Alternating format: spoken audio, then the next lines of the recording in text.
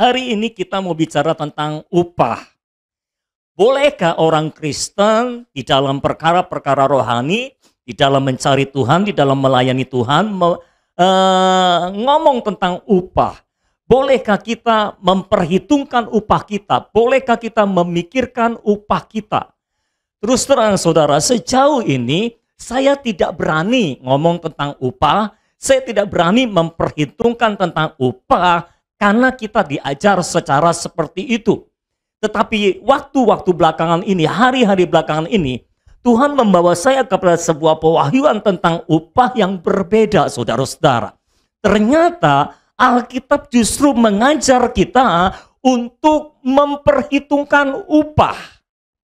Dan justru permasalahan yang seringkali muncul dalam gereja, kenapa orang-orang dalam gereja kalau bekerja dalam gereja kualitasnya kurang, kalau bekerja di kantor kualitasnya bagus, tapi ketika mereka bekerja dalam rumah Tuhan kualitasnya tidak ada, kesungguhannya tidak ada, tanggung jawabnya tidak ada. Mengapa begitu? Karena mereka tidak memikirkan upah, karena mereka tidak memperhitungkan upah. Nah, itu sebabnya pada hari ini saya mau merombak semua pikiran kita yang salah itu. Saya mau membuktikan dari firman Tuhan bahwa Tuhan justru memperhitungkan upah kita. Tuhan adalah pemberi upah. Tuhan memperhitungkan semua jerih lelah saudara di dalam Tuhan. Dan Dia pasti memberikan upah. Dan bagi saudara-saudara yang belum tahu bahwa kalau saudara mencari Tuhan, berdoa dengan sungguh-sungguh, Tuhan akan menyiapkan upah bagi saudara. Maaf, saudara ketinggalan jauh. Upahmu sudah kehilangan upah banyak. Ayo kita baca Ibrani pasal 11 ayat yang ke-6. Ibrani pasal 11 ayat yang ke-6. 2, 3. Tetapi tanpa iman tidak mungkin orang berkenan kepada Allah. Sebab barang siapa berpaling kepada Allah, ia harus percaya bahwa Allah ada dan bahwa Allah memberi upah kepada orang yang sungguh-sungguh mencari Dia. Kalau saudara datang kepada Allah, saudara harus percaya. Apa? Percaya. Percaya apa? Percaya bahwa Allah ada. Tetapi bukan sampai di situ saja, saudara juga harus percaya bahwa Allah akan memberi upah kepada orang yang sungguh-sungguh mencari Dia. Jadi kalau saudara datang kepada Tuhan, sungguh-sungguh mencari Dia, itu ada upahnya. Saya mulai menyadari kenapa orang malas berdoa. Saya nggak ngomongin saudara, ngomongin yang lain.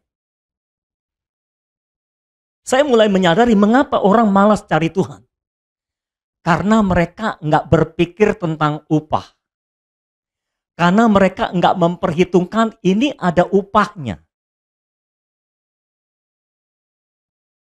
Karena mereka tidak percaya bahwa kalau kita cari Tuhan sungguh-sungguh, Tuhan akan memberikan upah.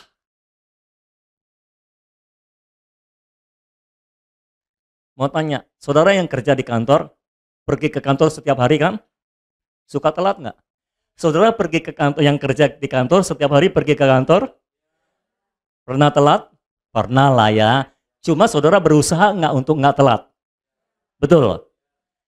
Kerjanya rajin? Tanggung jawab? Betul? Semua pekerjaannya diberesin? Kenapa? Kenapa saudara kok kerjanya rajin? Kenapa saudara kok kerjanya penuh tanggung jawab? Kenapa kok saudara berusaha bangun pagi walaupun ngantuk-ngantuk? Tapi kok tetap aja jalan? Kadang-kadang belum mandi. Tapi kok tetap berusaha ke kantor? Walaupun badannya lemah, sakit masih juga pergi ke kantor. Kenapa? Karena saudara percaya kalau saudara kerja, saudara dapat upah. Nah, permasalahannya kenapa saudara malas cari Tuhan, malas berdoa, karena saudara tidak percaya bahwa kalau saudara cari Tuhan sungguh-sungguh, Tuhan akan memberikan upah.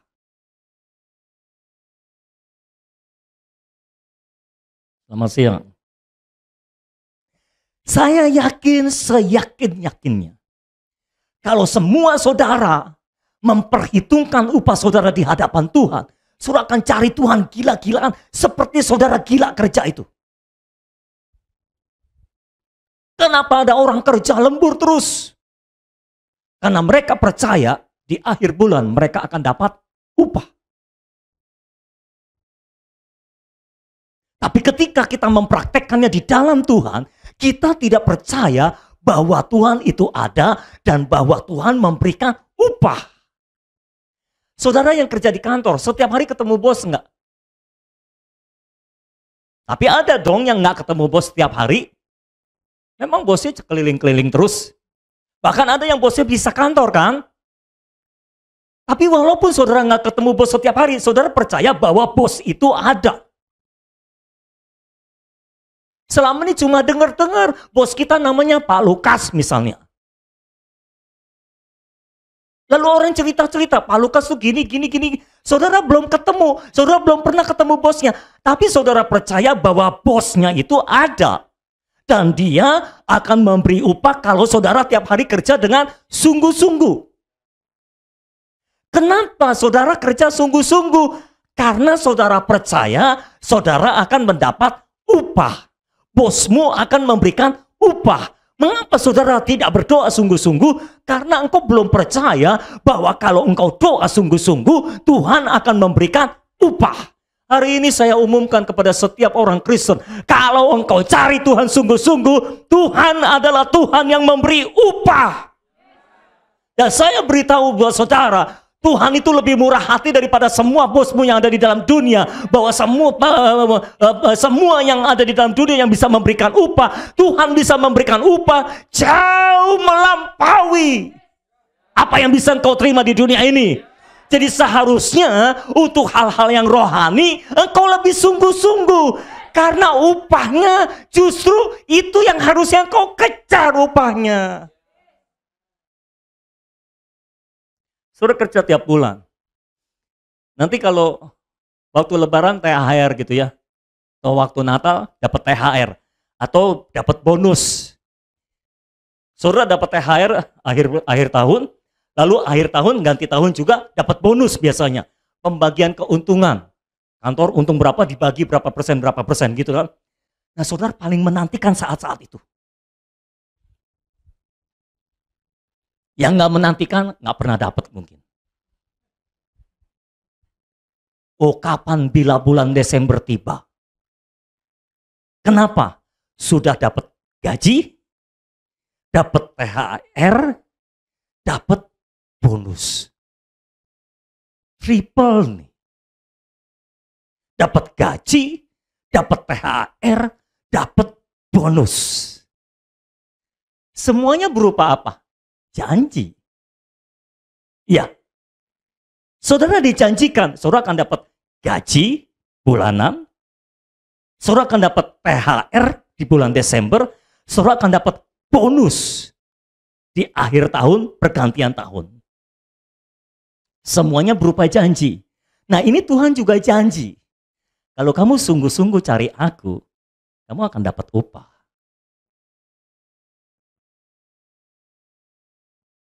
Kalau bosmu yang berjanji, saudara percaya upahnya akan cair? Ini nanya, yang suka jawab saya nggak datang sih. Jadi kalau saya nanya suka nggak jawab, saudara.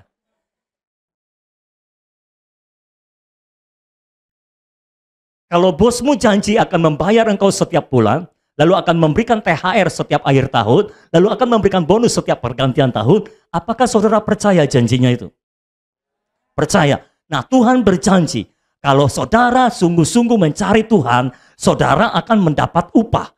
Saudara akan diberikan upah. Lalu mengapa saudara tidak sungguh-sungguh mencari Tuhan? Kemungkinannya adalah karena engkau tidak percaya janji Tuhan itu. Ibrani 11 ayat 6 adalah janji Tuhan kepada kita. Bahwa kalau engkau mencari Tuhan dengan sungguh-sungguh, engkau harus percaya janji Tuhan bahwa Allah itu ada, walaupun engkau tidak melihatnya, tapi dia ada di satu tempat, di pusat, di kantor pusat dia ada. Dia berkedudukan di kantor pusat, saudara di kantor cabang, jadi saudara nggak pernah kenal dia, saudara nggak pernah lihat dia. Tetapi dia berjanji, kalau engkau sungguh-sungguh mencari Tuhan, dia akan memberikan upah. Pertanyaannya adalah, engkau percaya atau tidak? Kalau saudara percaya janji itu, saudara habis-habisan cari Tuhan. Saya yakin. Orang-orang belum bangun, saudara bangun duluan, mau cari Tuhan. Kenapa? Ada upah. Dan percayalah, Tuhan memberikan upah selalu jauh lebih besar daripada apa yang bisa diberikan dunia ini kepada saudara. Kalau saudara perhatikan, rata-rata di dalam gereja secara umumnya, bukan kasus-kasus khusus, rata-rata orang yang hidupnya susah, mereka rata-rata adalah orang yang malas mencari Tuhan. Sorry kalau harus berkata jujur. Tetapi orang yang bersungguh-sungguh mencari Tuhan, biasanya kehidupannya dicukupi. Biasanya begitu kan? Secara umum begitu. Ya saudara jangan bilang, Pak ada Pak orang yang gak sungguh-sungguh cari Tuhan, jadi orang kaya. Kan saya bilang secara umum, itu kasus khusus. Itu bukan peraturan dalam rumah Tuhan, begitulah kira-kira saudara. Itu sebabnya, kenapa saudara nggak sungguh-sungguh mencari Tuhan? Saudara nggak percaya bahwa ada upah kalau saudara mencari Tuhan sungguh-sungguh. Pak, tapi masa kita cari Tuhan untuk upah? Masa kita cari Tuhan untuk upah? Kan Tuhan yang menjadi upah kita. Itu sama seperti mas kawin mungkin ya saudara. Dulu para ibu waktu saudara dilamar dikasih mas kawin nggak? Dikasih mas kawin? Nurtina mas kawinnya apa waktu itu? Hah? Cincin emas ya. Kan Brian nggak bisa bilang begini. Tin, nanti waktu aku lamar kamu, aku nggak pakai mas kawin ya. Nah kenapa? Kan aku yang jadi mas kawinnya. Kan nggak bisa ngomong gitu saudara. Nurtina kan mau dapat Briannya, dapat mas kawinnya juga. Masa Brian yang jadi mas kawinnya nggak muat. Kita akan dapat Tuhan, tapi Tuhan juga akan memberi upah buat saudara. Jadi kalau waktu-waktu saudara malas cari Tuhan, ingat ada upah yang menantimu. Push semangatmu. Ayo cari Tuhan sungguh-sungguh lagi. Pak, memang boleh kayak gitu. Ibrani 11 ayat 24 sampai 26. Ayo kita lanjutkan perjalanan kita. 11 ayat 24 sampai 26. Sudah di situ semua? Karena iman, maka Musa setelah dewasa menolak disebut anak putri Firaun. Lah, kenapa? Kan enak jadi pangeran. Kok Musa menolak disebut pangeran? Putri Firaun? Kenapa? Ayat 25. Karena ia lebih suka menderita sengsara dengan umat Allah daripada untuk sementara menikmati kesenangan dari dosa. Lah kenapa? Musa itu lebih memilih, lebih suka menderita sengsara bersama dengan umat Allah daripada menikmati kesenangan dunia ini. Karena Mesir adalah lambang dunia. Ayat 26. Karena ia menganggap penghinaan karena Kristus sebagai kekayaan yang lebih besar dari semua harta Mesir. Jadi Musa punya anggapan mengapa dia rela meninggalkan semua kesenangan Mesir, semua kekayaan Mesir, semua harta Mesir. Karena dia punya anggapan bahwa penghinaan karena Kristus itu adalah kekayaan yang lebih besar dari semua harta Mesir. Kalau saudara menganggap penderitaan karena Kristus sebagai kekayaan yang lebih besar dari semua harta yang ada di dalam dunia ini, saudara akan mati-matian mencari Tuhan. Lah kenapa Musa bisa menganggap penderitaan karena Kristus itu adalah kekayaan yang lebih besar daripada harta Mesir? Sebab, lanjutkan, sebab pandangannya ia arahkan kepada upah. Nah, loh. Sebab Musa mengarahkan pandangannya kepada upah. Penyebab mengapa banyak orang Kristen tidak rela kehilangan kesenangan dunia ini dan menderita bagi Kristus adalah karena mereka tidak mengarahkan pandangan mereka kepada upah. Kalau semua saudara tahu bahwa Tuhan memberi upah dan saudara percaya bahwa Tuhan memberi upah, saudara akan mati-matian mengejar upah itu. Saudara akan mati-matian. Saudara tahu bahwa kalau aku melepaskan semuanya untuk mengikut Kristus, ini adalah kekayaan yang lebih besar daripada semua harta yang kutinggalkan itu. Karena pandangannya ia arahkan kepada upah.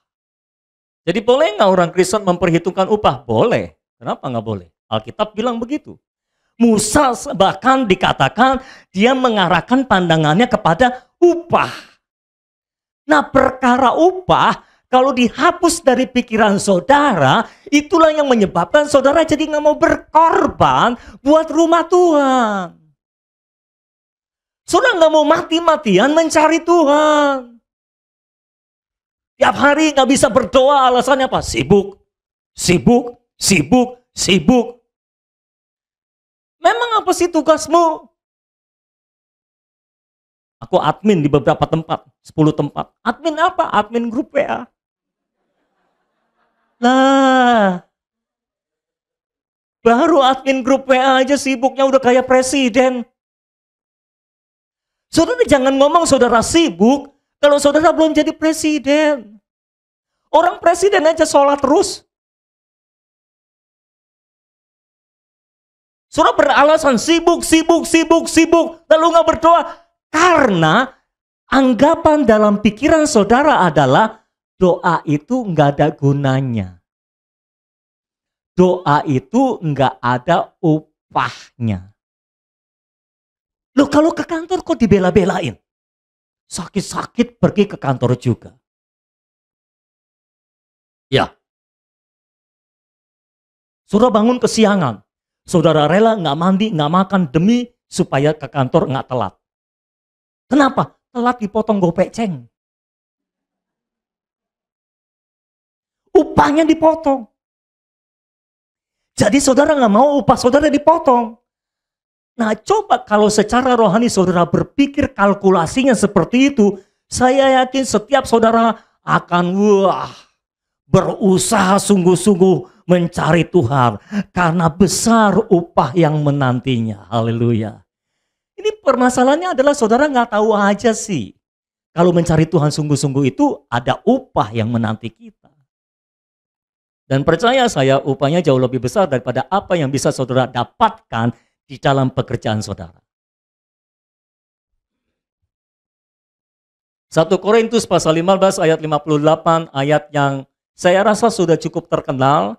Kalau dulu sih saya di kebaktian remaja setiap kali dibagi jadwal selalu ditaruhnya ayat ini. Saya nggak tahu saudara dibagi jadwal atau enggak. Jadi ini ayat untuk orang-orang yang dapat jadwal pelayanan gitu saudara. Yang rajin pelayanan.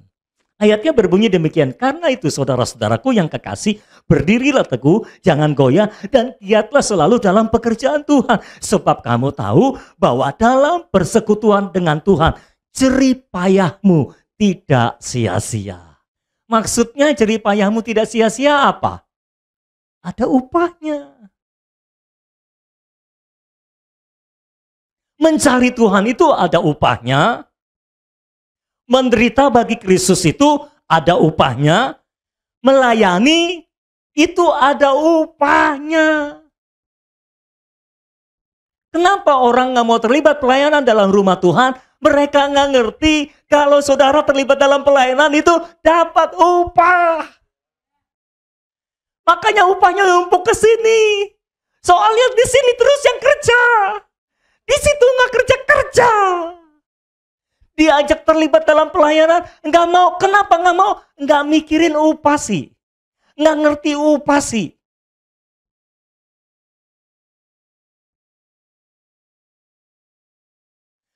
Bahkan jangan kata saudara melayani dalam rumah Tuhan. Saudara bantuin saya aja ada upahnya kok. Berkali-kali saya alami, saya itu dari tahun berapa itu sopirnya ganti berganti saudara. Yang nyetirin saudara itu ganti berganti. Sudah berapa sopir saya pakai. Ada yang ganti karena ini, ada yang ganti karena itu, ada yang ganti karena gugur dalam perjalanan, ada yang nggak sempat lagi, adanya. Tapi setiap fase itu berganti sopir saya itu. Merlia pernah jadi sopir saya dulu. Michael pernah jadi sopir saya. Kemana-mana mereka yang nyetirin. Terakhir yang jadi sopir saya itu Eko. Yang hari ini nggak datang itu.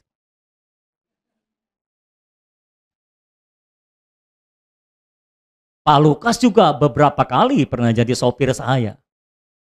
Dan berkali-kali saya mendapati, saya melihat secara nyata di depan mata saya sendiri, setiap kali mereka nganterin saya nyetir mobil apa, bagi yang kerjanya terima order, waktu nyetirin saya dapat order.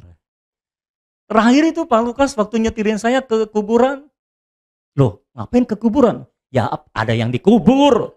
Kan saya pendeta. Pendeta itu perginya kalau nggak ke rumah sakit, ke pesta pernikahan, ke kuburan. Ke mall belum boleh. Dalam perjalanan pulang dia tiba-tiba bersorak, puji Tuhan. Kenapa puji Tuhan? Puji Tuhan, bayaran masuk, haleluya. Jadi ada upah. Kalau saya lihat-lihat, semua orang yang pernah menjadi sopir saya, nggak ada yang susah, saudara. Saudara salah sih nggak mau jadi sopir saya. Semua yang pernah bantu saya, nyetirin saya kemana-mana, diberkati Tuhan loh. Entah kenapa. Saya yakin itu upah dari Tuhan. Karena bantu hamba Tuhan. Dalam persekutuan dengan Tuhan, jerih payahmu tidak sia-sia. Karena itu giat selalu dalam pekerjaan Tuhan. Saudara harus giat dalam pekerjaan Tuhan di dalam rumah Tuhan. Karena dalam persekutuan dengan Tuhan, jerih payahmu tidak pernah sia-sia. Nah ini kalau yang nggak ngerti nih saudara ya, dia malas-malasan pelayan di rumah Tuhan. Diumumin, siapa yang mau terlibat dalam pelayanan multimedia? Males, nggak daftar saudara. Padahal ini peluang untuk mendapat upah. Saudara nggak ngerti sih. Kalau saudara giat dalam pekerjaan Tuhan, ada upah yang menantimu. Saudara pikir orang yang yang share renungan pagi itu setiap pagi, lalu sore suara kemenangan di share. Saudara pikir nggak dapat upah? Dapat upah. Pasti itu. Berapa waktu yang lalu, Fiska minta doa, saya mau ujian sidang skripsi katanya. Ya udah. Lalu setelah ujian sidang skripsi, laporan. Lulus dengan nilai A ya. Nilai A saudara. Nah saya sih nggak tahu kalau dia nggak bantuin multimedia dapat nilai A atau enggak. Saya sih nggak tahu. Saya sih nggak tahu. Perlu dicoba, perlu dicoba. Tapi kan dia mengambil jalan yang benar. Setelah dia bantuin, dapat nilai A, saudara. Itu cum laude ya berarti ya. Nggak tahu, tergantung IP juga mungkin ya. Tuhan itu memperhitungkan upah saudara, percayalah. Alkitab berkata Tuhan itu membenci perampasan. Tuhan itu suka keadilan. Dia akan memberikan upah dengan tepat. Dia nggak pernah berhutang. Dia bukan Tuhan yang suka berhutang. Setiap pelayanan saudara diperhitungkan oleh Tuhan. Setiap pekerjaan saudara diperhitungkan oleh Tuhan. Pokoknya setiap apapun yang kau lepaskan untuk Yesus diperhitungkan oleh Tuhan. Setiap apapun yang kau lakukan buat Yesus diperhitungkan oleh Tuhan. Semakin besar harga yang harus engkau bayar untuk menderita bagi Kristus, harga yang harus engkau bayar untuk melayani Tuhan, Tuhan memperhitungkan upahmu. Yang penting adalah dalam persekutuan dengan Tuhan. Lakukan segala sesuatunya dalam persekutuan dengan Tuhan.